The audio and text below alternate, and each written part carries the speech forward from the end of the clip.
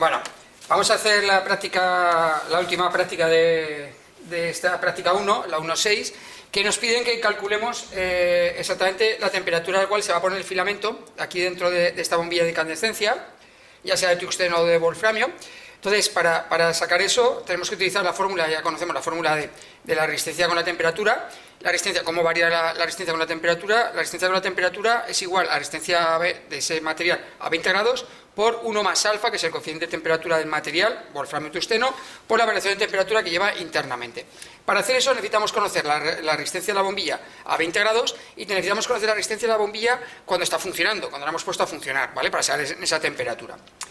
¿Cómo podemos sacar la resistencia que nosotros denominamos en la práctica en frío? Bueno, aquí está conectada ya de la práctica, la hemos conectado a fase y neutro. Lo que tenemos que hacer para medir la resistencia en frío es directamente utilizar un polímetro con el elemento que vamos a medir, en este caso la bombilla de incandescencia, fuera del circuito.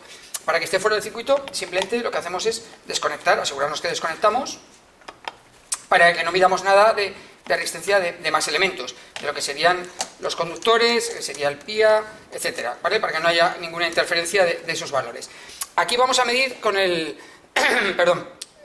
con el portalámpara y con un pequeño cable. Bueno, esa variación, dependiendo de lo que vamos a medir de resistencia, va a ser muy pequeña.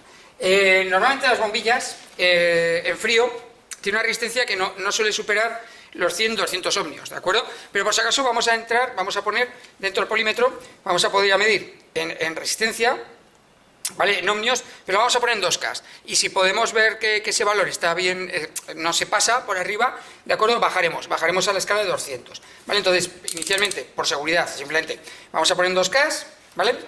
Y vamos a medir. Como ya sabemos, la bombilla la sacamos del circuito y vamos a medir en paralelo con la bombilla para hacer esa medida. Vale, utilizo los puntas de prueba y voy entre los extremos, vamos a medir entre los extremos de la bombilla.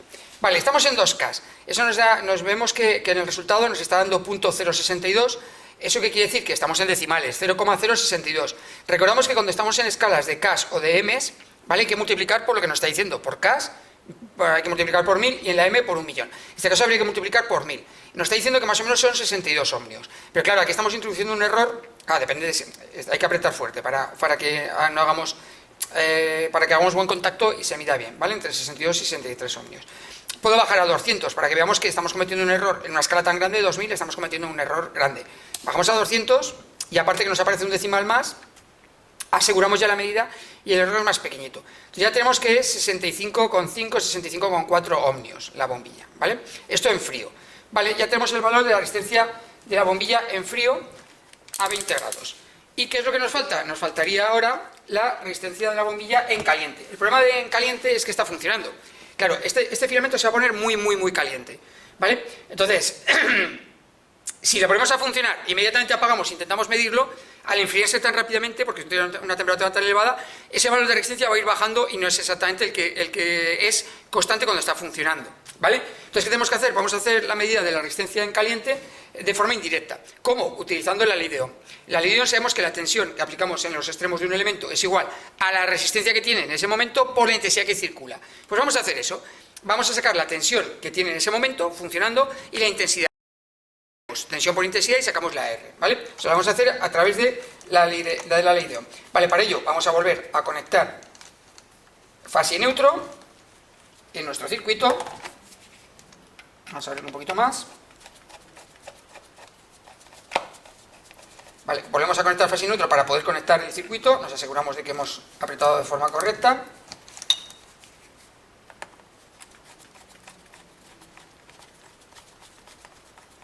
Vale. Ahora, siempre es conveniente tirar, ¿vale? De los extremos para ver si lo hemos hecho de forma correcta. Ahora, ¿qué es lo que vamos a hacer? Conectaremos un panel y le daremos, ¿vale? Le daremos al PIA, cerraremos el PIA para que pase la corriente. Ahora está funcionando la bombilla, ¿vale? Y ahora lo que tenemos que hacer es medir la tensión y la intensidad. Para medir la tensión, estamos en alterna, recordamos, volvemos a nuestro polímetro, ¿vale?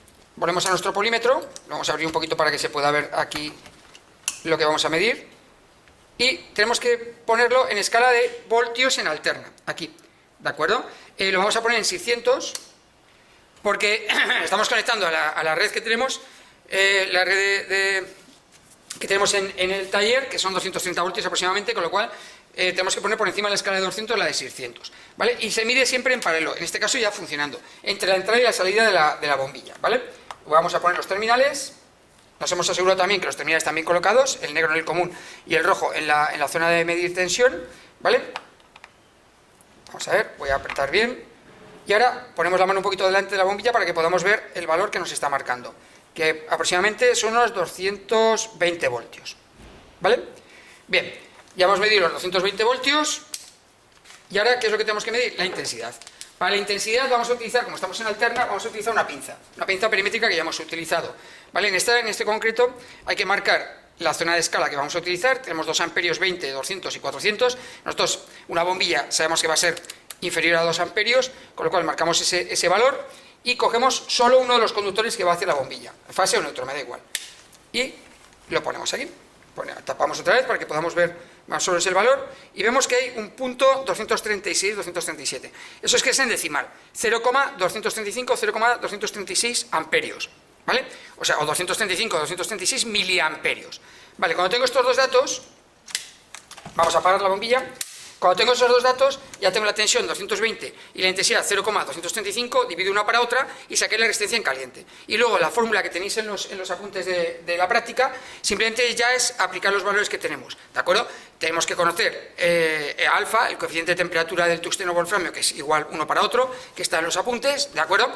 Y la diferencia de temperatura hay que despejarla. Con eso sacaremos la temperatura del filamento. Estamos hablando, cuidado, va a dar valores muy elevados, ¿eh? O sea, no os sorprendáis de que dé valores muy elevados. Está dando, porque en concreto este filamento, para aguantar, por eso se pone se mete dentro de un ambiente controlado, de un gas inerte, porque si fuera aire inmediatamente el filamento se rompería, ¿de acuerdo? Se consumiría. En cambio tiene que estar dentro de un gas preparado inerte para que ese filamento a esas altísimas temperaturas no se deshaga. No se queme, ¿de acuerdo? Por eso las bombillas, cuando se dice que se funde, es porque ha habido un pequeño porito que ha empezado a entrar aire y el aire de dentro, directamente ese filamento a esa temperatura se rompe inmediatamente, que es cuando decimos que se funde.